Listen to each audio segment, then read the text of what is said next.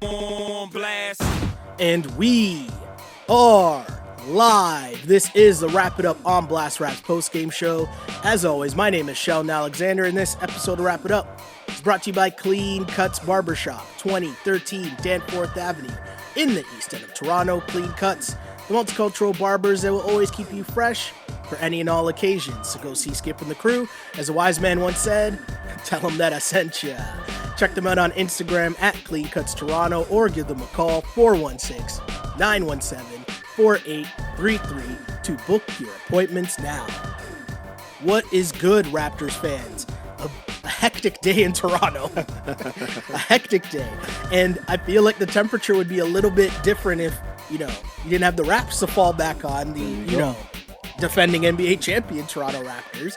But we are here, of course, to discuss that with my guy Q. Q, what is going on? Say what's up to the people. What's going on, people? See Leafland, they're trying to take a little play out of the Raptors book there.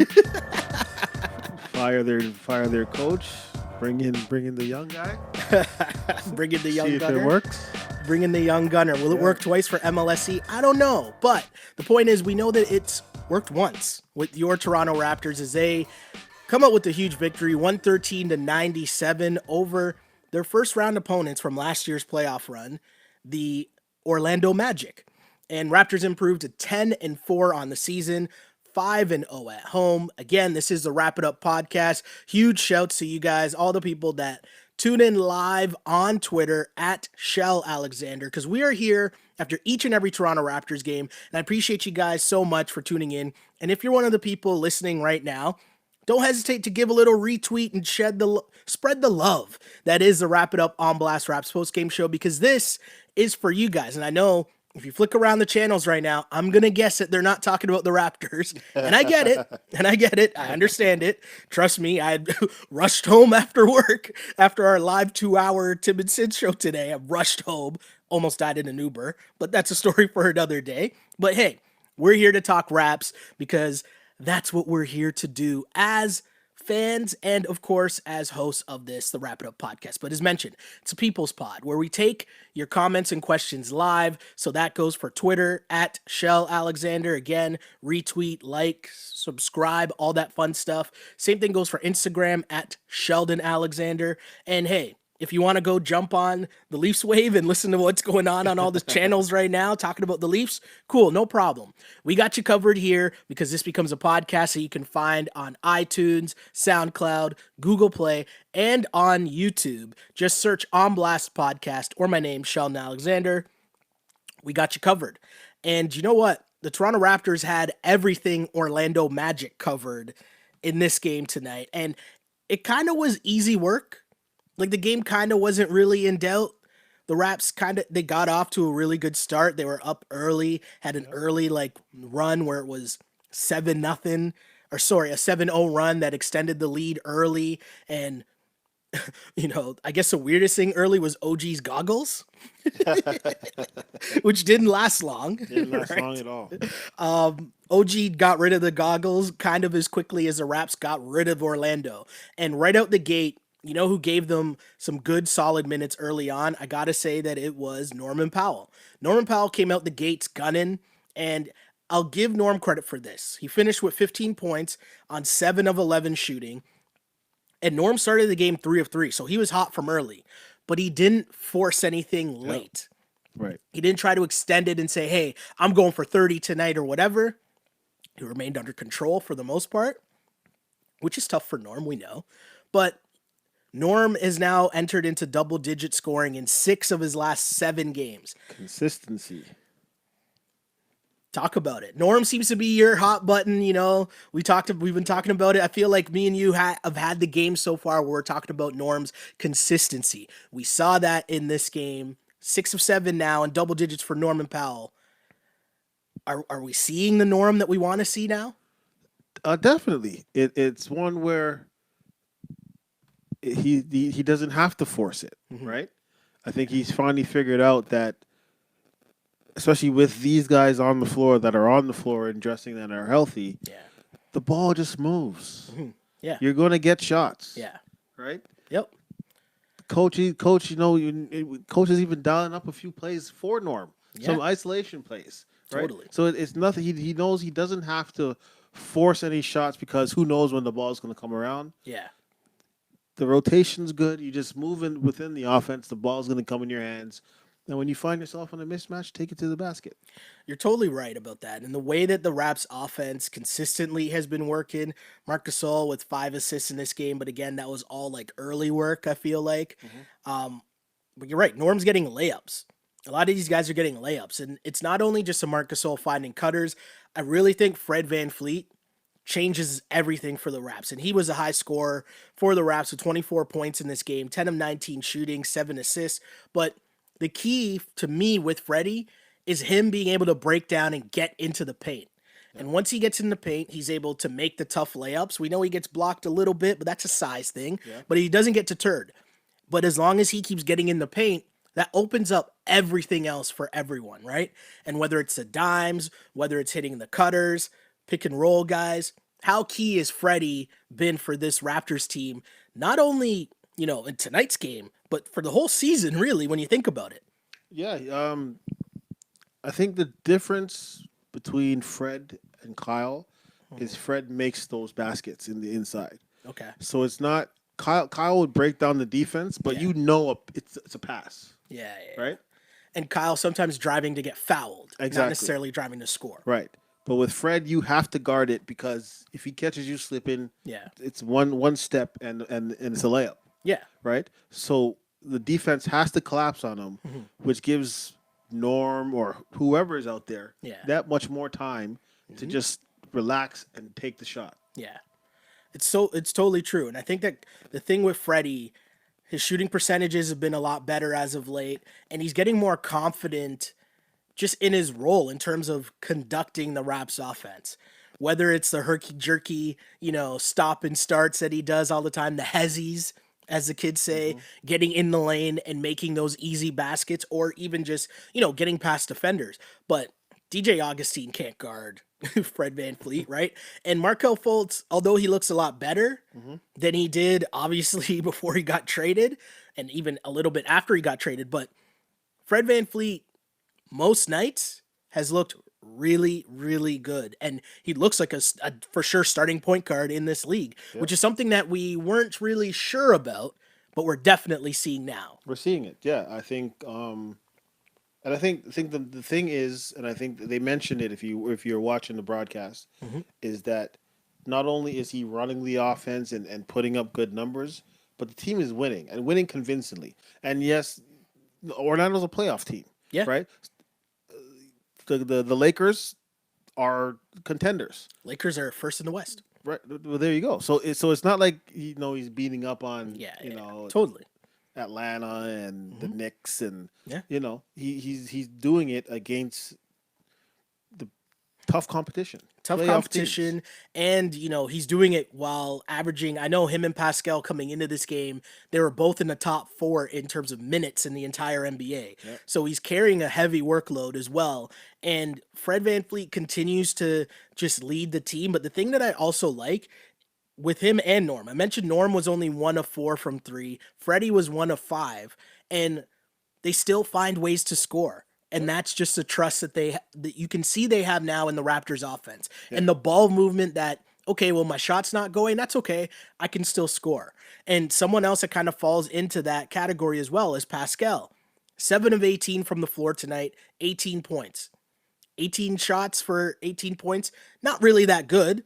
But at the end of the day, you still look at it. My guy has 11 rebounds, still had 4 assists, and it's what we continuously are. Some key blocks, key defensive plays. Very key defensive plays. He had that one crazy hustle play where he blocked the shot, then the ball went up in the air, and he tipped it again, and stopped it from going out of bounds.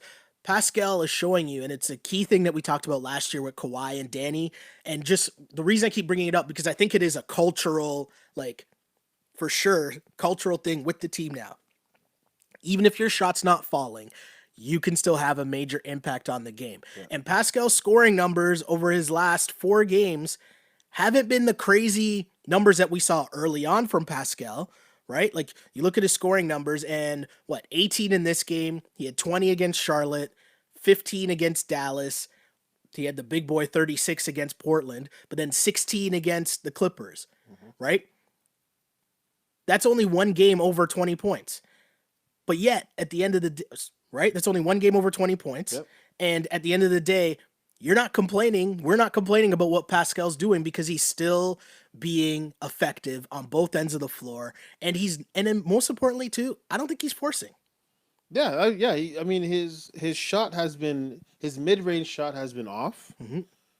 So, again, he's driving to the basket, right? And I think that's another thing with this Nick Nurse offense, and I give a lot of credit to Nick Nurse for this, is Raptors teams of the past would have settled for those outside shots until they magically started falling. This team, if the shots aren't falling, they find other ways to get to the basket. Yeah.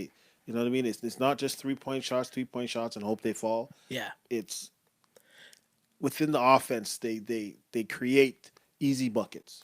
It's the beauty of the offense because just at its most simplistic form, everyone's passing up good shots for great shots. Yeah. So, yeah, I might be shooting maybe a semi-contested 3-point shot, but if I pass the ball or if I up fake and drive, now we got a mismatch going on because it's now 5-on-4 because that guy's out of the play. Yeah. And you just see that consistently. And these guys, man, when the offense is humming, and it is contagious. I know it sounds cliche and it sounds like something that people just say about a basketball team, right? Like when the ball is humming and everyone's passing the ball and everyone's involved, it's contagious, but that's the truth because there's no other explanation that I can think of for why you have something like Terrence Davis, who comes into this game, he was fuego fire, just bombing threes, finishes with 19 points, 7 of 10 shooting, 3 of 5 from 3-point land.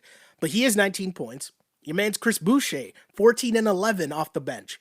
You have these guys who won the G League MVP from last year, and Terrence Davis, undrafted rookie, just filling in and finding their way in this offense where everyone's just passing the ball, everyone's moving, and it's very simple. Yep. No? Yeah, and I think and it's not like the Raptors were winning by 30 and these guys were going up against the other team's bench. Yeah. T. Ross was still on the court. Yeah. Right? Fultz was still on the court. So these guys are still getting buckets against the first and second line players. It's Totally. Right? It's not just garbage minutes where you're putting up a quick 20 points in 5 minutes at the end of the fourth. It's within the offense, it's within the game, and going up against NBA players. And it's legit rotation minutes. Like Terrence Davis came into this game, he had 8 points on 3 of 3 shooting in the first quarter. Yep. And this game was a tie game after one, right? So it was a close game.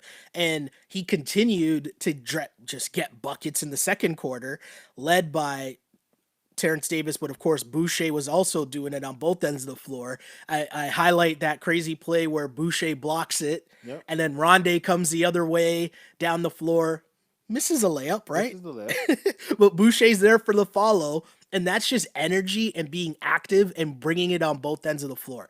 And when and that's what I mean in terms of contagious. Those bench dudes can't play a different way because you're seeing the starters do that. Yep. And you're seeing results, most importantly. That run right there, Rondé, who's just been a beast, proving that he definitely needs consistent minutes regardless of when guys come back. More on that later. Remind me to get to that. Yep. But Rondé, he had a huge steal, takes it the other way for the dunk. That kept a 17-2 run to make it an 11-point lead. And I think that was really the start of the Raps just breaking away from Orlando in this game and taking advantage of the fact really that Orlando was down 2 players because both Vucevic and Aaron Gordon left the game with ankle injuries. And I mean, I don't even remember when exactly Aaron Gordon went down. I remember the Vucevic injury, and I can't help but think this. So correct me if I'm wrong. But I'm wondering if Vucevic got a bit of the Gasol flu. Because we know the work that Gasol's done on Vucevic last year in the playoffs, where he just completely eliminated him, and he was averaging, more than 10 points less than his regular season average. But then also, coming into this game, Vucevic was balling. He's Eastern Conference Player of the Week. Yeah. And my guy in this game, sees your man's Marc Gasol, who everyone still wants to hate on Marc Gasol, and just look at what his scoring numbers are. But your man's Vucevic comes in as Eastern Conference Player of the Week, goes 1 for 7, and then has an ankle injury, and I'm out for the rest of the game. Yep. I'm not saying, but I'm saying. What is it that makes Marc Gasol such a like imposing defender? And like, is he in Vucevic's head? Like, how is this a thing? Or is it just Marc Gasol's that good of a defender that this is just what he does? He's just a crafty veteran. So it's just those plays that he bangs you the right way. You have to guard him at the perimeter. He just has you. He brings you out of your comfort zone, right? Yeah. When you think of playing against a guy who's 7'2", 80 or whatever Gasol is, you're thinking, okay, it's just gonna be in the post. Yeah. Right. He's just gonna post me up, but no, Yeah. he takes you outside. Yeah. He's obviously he's not the quickest guy, but he gets you, pump fakes you. You just have to be on your game against him. I think it's like positioning. I want to say scouting report because it seems like he also knows, if you like to turn over one shoulder to the next, like he's going to guard you against that, right? It's all IQ. It's all positioning. And I've been known to be the Gasol defender, and I will go down being the Marc Gasol defender because what he does, like, it's incredible. Like, give me another explanation as to why Vucevic comes into this game and just goes 1 for 7 after being the player of the week in the entire Eastern Conference, and all of a sudden he sees Marc Gasol and man turns to shook ones. Like, Gasol, what he brings to this team, man, it's so good. And I will crush anybody that keeps trying to like downplay Marc Gasol's role on this team. But ask Vucevic, right? Ask Embiid. And then it's just the Raptors offense. Like, they get you moving. I think the play he got injured on, he had to guard. It was off a switch. It was off a switch and had to guard somebody at the 3-point line. They drove past him. I think he made the block on the play, but came down on his awkwardly. But just the fact that he had to be out there in the first place, right?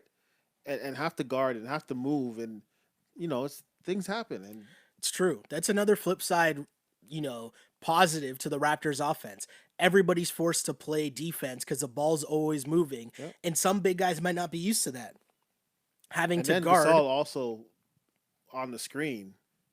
You have to switch it because that guard's not getting past Gasol's screen. Yeah. So Vucevic had to switch. Yeah. But that's what I mean, right? Like, most big guys aren't going to be, even if they are kind of getting used to it, they're not going to be comfortable out there at the 3-point line having to play defense on every single possession, right? Because that's the offense. It's just insane. But I know there'll be a lot of people commenting on my Marc Gasol love again, and I'm okay with it. But it's just another excuse to get to the comments for sure.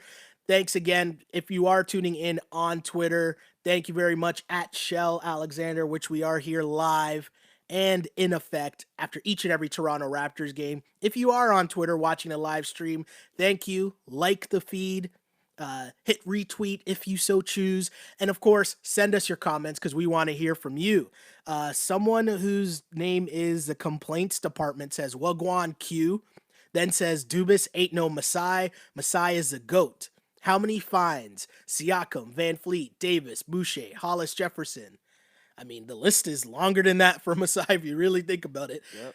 I mean, Kawhi, like, those are fines, but the trades, Kawhi, trading away Bargnani, like, there's a lot of things on Masai's resume right now, for sure. He is the GOAT. I'm not mad at Masai at all. Let's see. Someone's asking, Matthew checks in on Twitter, and Matthew asks, how much should we pay Freddie? He said he wants some of that max money. Now, a little context to that clip. He was talking about him and Pascal being buddies and them coming up together, sitting on the bench together, and now being the two frontline guys. And he kind of said, maybe I'm sitting beside him so much, maybe I'll soak up some of that max money. I'm paraphrasing, obviously. But the point is, we know Freddie's going to get a bag at the end of this year. Oh, definitely. Should the Raps just give him whatever he wants? Or are you kind of like, no, you got to be smart and see how it all plays out? Or are you just sold at this point? Fred VanVleet is the starting point guard of the future. He's not going anywhere. Masai has a plan, Yeah. and I don't see Masai deviating from that plan. Okay. So we all know about the summer of 2021. Yep. Freddie's going to get paid, Hmm. but it'll be smart. If we started off the show talking about the Leafs, and I see where this is going. Yes. I think all of those contracts that were signed Yeah. were at least $1 to $3 million more than that player should have got. Okay. Right. And when you look at that between Nylander, Marner, and Matthews, Yeah. that might be that's $3, $4, $5 million. That might be the defenseman that they're missing. Yeah. Right. So No, I think it's fair. Fred will get paid. Fred will get paid like a starting point guard.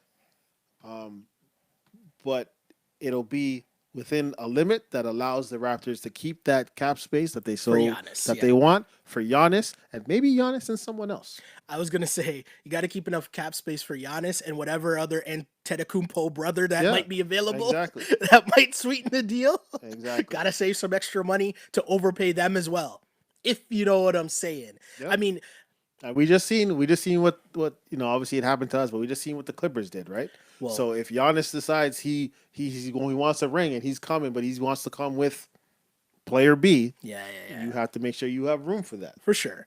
And the other thing too is, I know that KCP is not LeBron's brother, but KCP has made his bank account looks very nice, just based off the decision that he signed with Clutch Sports. Yep. No, there you go. Yep. Right? And now my guy's riding shotgun with LeBron in LA, and they're the best team in the NBA right now, as of now. Yep. Now we all know Kawhi and Paul George are getting ready to play their first game together tonight. But until then, right?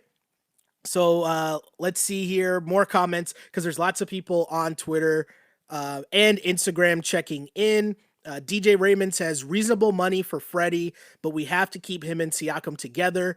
I would give him 20 mil. K2's Garnett jumps in and says 20 to 25 mil. I think this sums it up. Vivid Body Tanning, checks in and says, in Masai we trust. I'm not going to argue with that. There you go. And there you go. Until proven otherwise, right? More comments here. We were talking about Marc Gasol, and Tammy checks in on Instagram. Tammy says, I defend Marc all the time, usually with people who don't watch basketball on the regular. It's true. Yeah. Because it's a different game, right? It's not a game that jumps out on you like, oh, he sets good screens. Like, that's not getting anybody. Exactly. Yeah, that's not getting anybody hype. The real fans, when you always hear about the stuff that doesn't show up on the stat sheet, Marc Gasol does all of that. Yeah. Right? And then every once in a while, he'll give you 20 and 10 and 6 assists. Yeah. Just to throw it in there. Right? Yeah. So it's moving the offense, spreading the ball floor. Moves. When he's on the floor, anybody gets shots. And you have to appreciate that, especially on this team. Totally agree. To back up your point, Alex checks in and says, hard not to love this basketball team.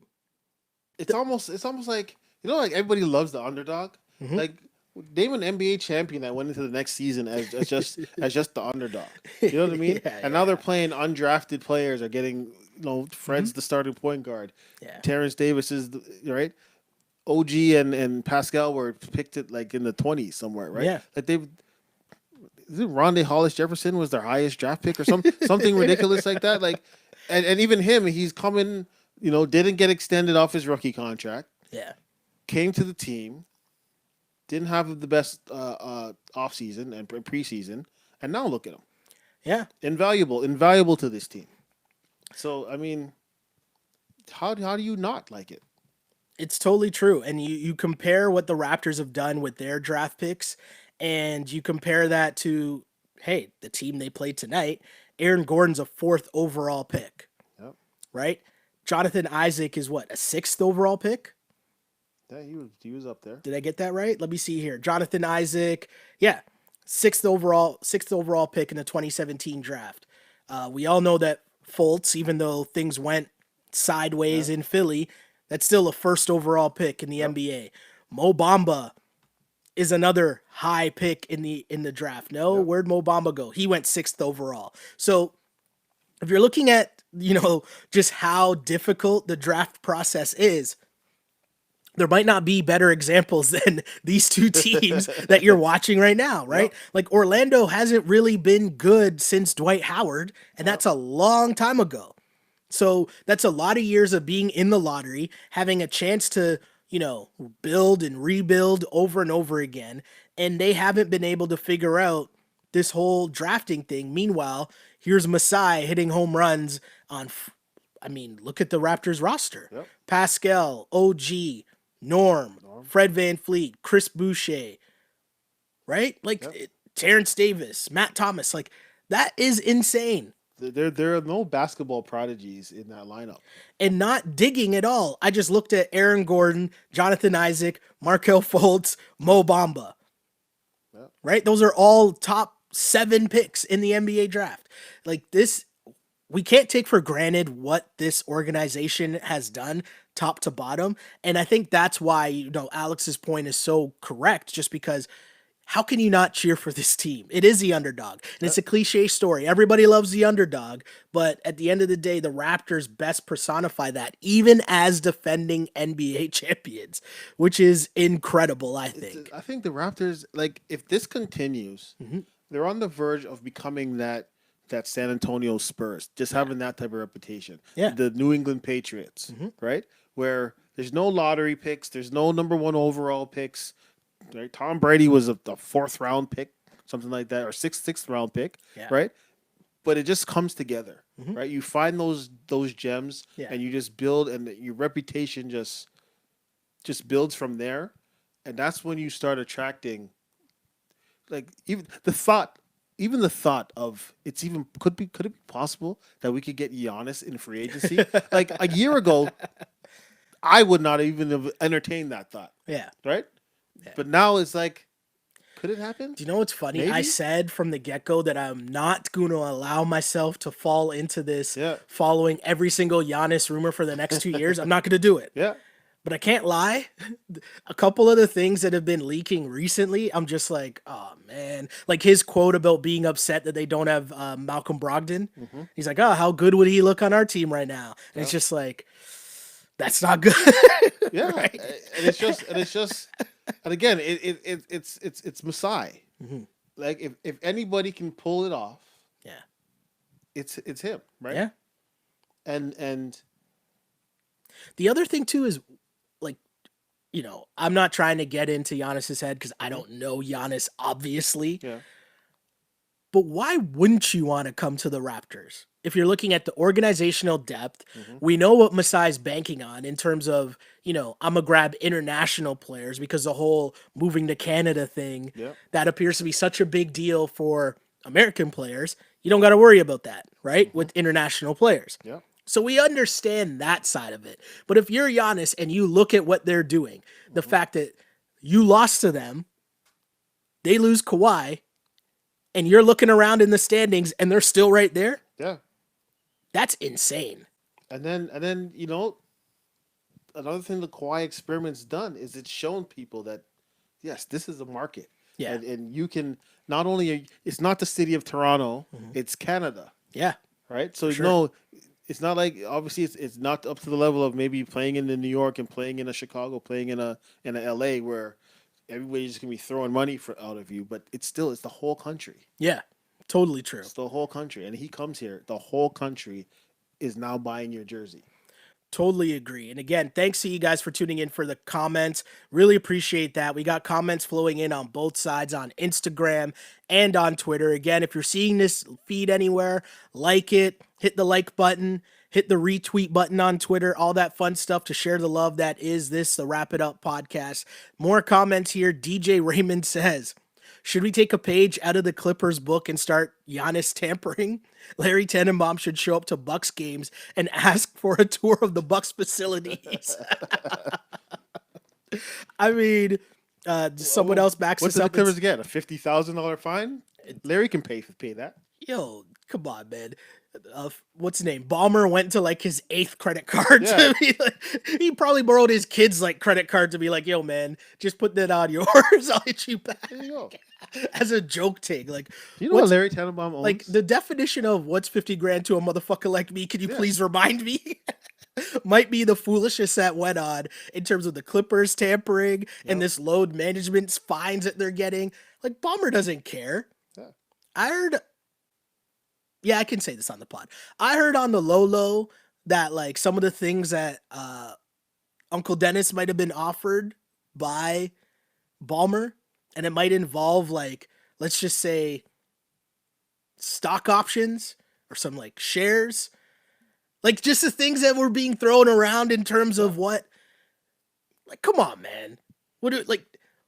How many millions is Kawhi Leonard worth to the Clippers? Of course you're going to tamper. Of course you're going to send a scout to follow him for a full year, check in on him.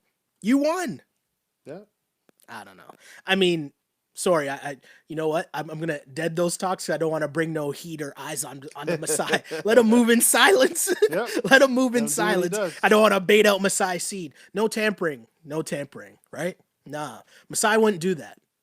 No, Follows we're the Canadians. rules. We're honest. Yes, we're honest. We're nice. We're thoughtful. We're friendly. We don't want to ruin things that are going on in Milwaukee. We'll feel really bad if he happens to leave them because we're still feeling bad because they got the beat down in 4 straight games in the playoffs. But so much going on. Let's see here. More comments. Giannis also looked pretty happy when those Raptors fans sang to him in 2016 after the game in Toronto. I think that was on like Greek Appreciation Night or something like that, or Greek Heritage Night. You were talking about the fan base across the country. Tammy checks in and says Regina had thousands at the stadium to watch the finals games. You got a country backing you. Real spit. Coast to coast. Newfoundland had Jurassic Parks popping up. And you know what? Everywhere. There's going to be a brand that realizes that it doesn't matter that you're playing in Toronto, and it might actually be better because I feel like we know that we were seeing mad people walking around in New Balance gear. Yeah. And that's because of Kawhi. Like, that didn't happen before. New Balance site crashing. That didn't happen before. And going to LA, does that have the same effect? People might be Kawhi fans, maybe, but I feel like Lakers run everything, no? Yeah. So I don't know. It's interesting. You're still gonna buy, LeBrons. Right? True. Paul George is with Nike. There's more competition there. Freddie just signed to what? And one. Yeah. Super interesting times in Raptorland, but of course, that's still a pipe dream. That's a couple years away, and there's tons of stuff that could happen in between then. But in terms of right now, your Toronto Raptors are victorious over the Orlando Magic. Raptors remain undefeated at home, which is something that, I think that's massive. That's huge. You want to protect your home court. Raps improved to 5-0 at home. 6-0 at home. And they're 10-4 overall this season. And they hand the Orlando Magic, they're still winless on the road. Still no update on Aaron Gordon or Vucevic after the game, but I'm telling you, I think Vucevic got that Gasol flu. Yep. Meanwhile, on the Raptors side, Fred VanVleet led the way with 24 points, 10 of 19 shooting, and also added in 7 assists. Norman Powell with 15, Pascal with 18. But you know what? We got to show love to Terrence Davis as his glow-up continues. What do you do when Kyle Lowry comes back? Which, as mentioned, or no, I didn't mention, but I wanted to mention the fact that Kyle Lowry is supposed to be reassessed on Friday. Serge Ibaka could be playing this weekend. That's insane to me. How it went from walking boot like 2 days ago to he might play on the weekend. But either way, that means that Serge could be on the way shortly. Yep. And then Kyle Lowry not too far behind him. The beauty of it is neither one of them has to come back and play 30 minutes. True. Right? They can ease their way back into shape, back into the rotation.